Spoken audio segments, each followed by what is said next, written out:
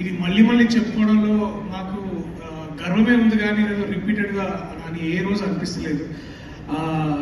And ఈ చిత్రంలో నేను అయినో నాకు మన శ్రీరాముల నుంచి బయటకు వస్తున్నప్పుడు, ఐ థింక్ శ్రీరాములు కాదు ఏఎంబీలో ఉన్నప్పుడు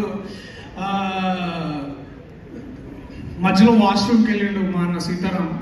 వెళ్తే వాళ్ళు టాయిలెట్లు ఉన్న సినిమా అట్లుందన్నా అట్లుందని మాట్లాడుకుంటుంటే, అంటే వేరే లాంగ్వేజ్లో మాట్లాడుకుంటారు కానీ, బట్ ఇట్లా ర్యాండమ్గా పీపుల్ మాట్లాడుకొని అబ్బా మంగపతి ఏం చేసిందన్న, బాబా పడగొట్టేసిందన్న ఇట్లా మాట్లాడుతుంటే ఫస్ట్ నేను అంటే నా గురించి ఎవరు మాట్లాడతలేదు అనుకుంటున్నా, but just to know and to see ఇట్లా సినిమా గురించి ఎంత మాట్లాడుకుంటున్నారో మంగపతి గురించి అంత మాట్లాడుకుంటుంటే ఐ ఫెల్ట్ సో బ్యూటిఫుల్.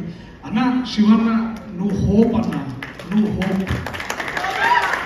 13 ఏళ్ల తర్వాత ఒక నటుడు తిరిగి తనని తాను ఎక్స్ప్లోర్ చేసుకోవడానికి వచ్చినప్పుడు మీరు ఇంకా ఆర్టీటీసీ కారిడార్లో ఇట్లా నడుచుకుంటూ ఇట్లా వస్తుంటే మీ ముందుకు రావడానికి ఎవరు రారు, మీ పక్కన ఎవరు నిల్చోరు, మీ వెనకాల ఒక 1/2 కిలోమీటర్ దూరం నుంచి నడుచుకుంటూ వస్తుంటారు.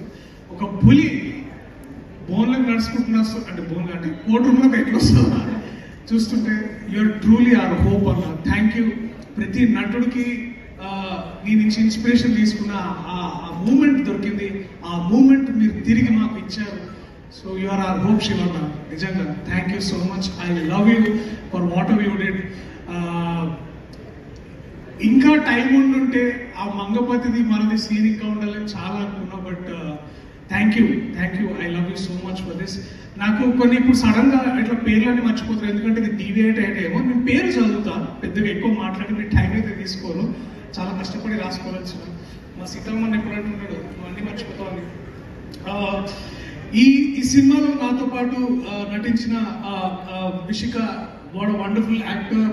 నాకు ఎప్పుడు ప్రేమలో